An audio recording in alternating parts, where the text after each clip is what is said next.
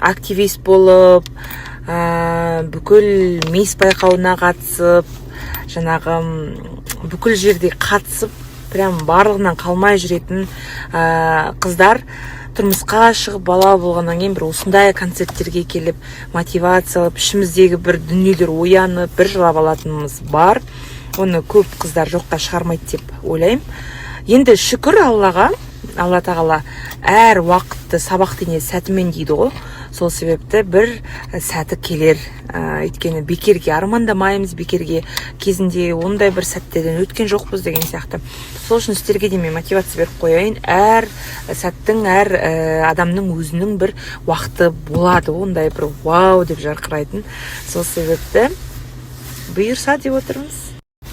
Мен бір андай түңіліп отқан жоқпын. Аллаға шүкір, Алланың берері маған отбасы жағынан, балалы болып жатырмыз жылда. Соның өзі мен үшін бір жетістік. Әр жыл сайын балалы болу, ана болу деген сияқты.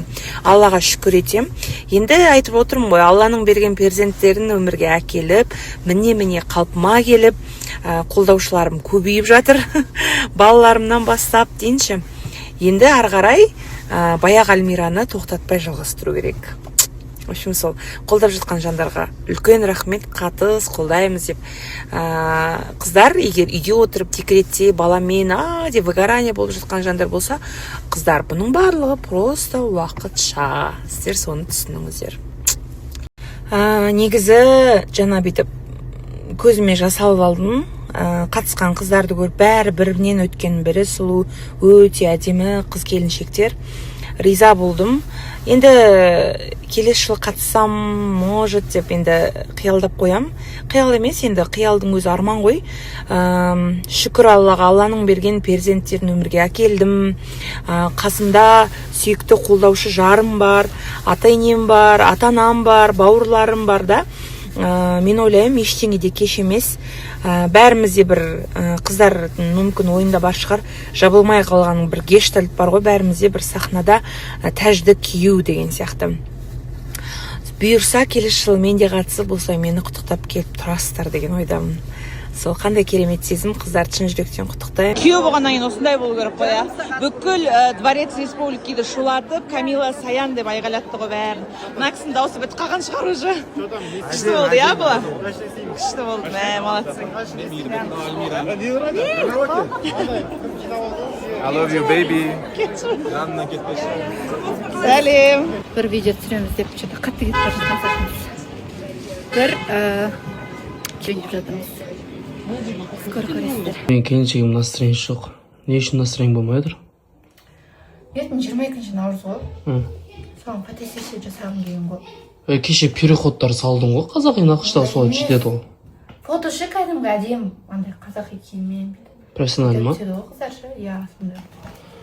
Қазір аренда таппайсың, бәрі түсіріп жатыр. Киім қымбат арендасы. Сол ғой түсен жесем, не студия жоқ. Студияның бәрі уже бос емес. Киімдер де бос емес, бәрі алып кеткен ғой киімдердің бәрін. Көңіл киім болмай отырғанын көріп, Хуршет маған бір нәрсе істеп берем дейді. Мына жақта MacBook'ын ашты, бір шедевр жасап берем дейді ғой. Көреміз қандай күшті фотолар жасап беретін. Мынаны қараңыздар, достар. Менің обычный фотом қараңыздар. Без макияжа, просто. Осы фотоны алдым да. Осындай фотомнан мынандай шығарып берді ғой. Қалай сен? Любой ракурстан крупный, общий, средний, жанынан, боковой, төбесінен бәрін жасап берем. Проблема емес. Қандай күшті шыққан фотолар қараңыздаршы. Сен қазір наны қазір студияға түсіретін болсаң сен? Біріншіден студияға төлейсің. Екіншіден аренда киімге төлейсің. 60-70 теңге әшейін кетіп қалады. Макияжға төлейсің. Мысалы мынаны бот айтты маған, фон ұнап тұрған жоқ. Фонымен маған киім де ұнап тұрған жоқ. Киім қазақи нақышта 22-ші наурызға келеді деп ауыстырып берші деді. Бұл фото. Вау. Тап-таза. Басы жоқ. Осындай фото жасайым дейтін болсаңыздар, аренда студия, киім іздеп жүрмейсіздер, макияж жасап, әуре болмайсыздар. Просто фотоларыңызды жіберіп, жаңағыдай күшті фотолар шығарып алсаңыздар болады. Дәл қазір Хуршет істеп жатыр, WhatsApp номерін қалдырып кетем. Сол жерге кіріп, фотоларыңызды жіберіп, істетіп алсаңыздар болады. Қанша фото? 6 фото үшін. 6 фотоны 3000 теңгеге жасай аласыздар. Енді күшті. Жоқпын, потому что жолға дайындалып жатырмыз. Жаңа Автонур базарға бардым. Автонур базарға барып, біраз нәрселерімді алып, түгелдеп, күшті орамалдар алып, балаклаваларымды алып, вот қазір енді тамақтануға барамыз.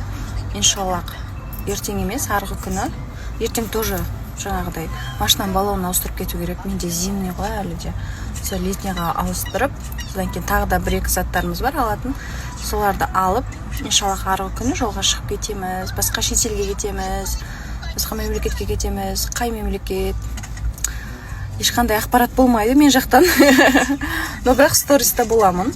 Және де сіздерге иншаллах ертең пост салам, Алла қаласа. Ауыр пост саламын, әрине. Сіздерге жүректеріңізге тиеді, но енді алдын ала кешірім сұраймын. Мен всегда сондай пост саламын. Главное, бейсіздер ғой, сенбейсіздер. Представляете, бүгін бір оқырманым машина алған ғой. Ойлаңыздаршы, машина алған. Әй, дұғамен любой нәрсе шешіледі. Мұсылманның қаруы ол дұға. Кәдімгідей сіздер дұрыс дұға етуді білсеңіздер, шынайы мына жүрекпен дұға етсеңіздер, машина қалайсыздар ма? Үй алғыларыңыз келе ма? Шетелге шыққыларыңыз келе ма? Болмаса, білмеймін, ата-анаңызды Меккеге жібергіңіз келе ма? Просто дұрыс уақытта және дұрыс дұға ет. Болды. Аллахқа тапсыр, Аллах тағала просто вот так шешіп тастайды. Ойлаңыздаршы, бір-ақ аптаның ішінде ананың миында да жоқ, просто сұрай берген, Аллах тағала машина берген, машина. Осы уақытқа дейін оған машина алу кәдімгідей арман болғанда, и менің дұға кітапшамды алған, и қалай жазған, дәл солай дұға ете берген просто.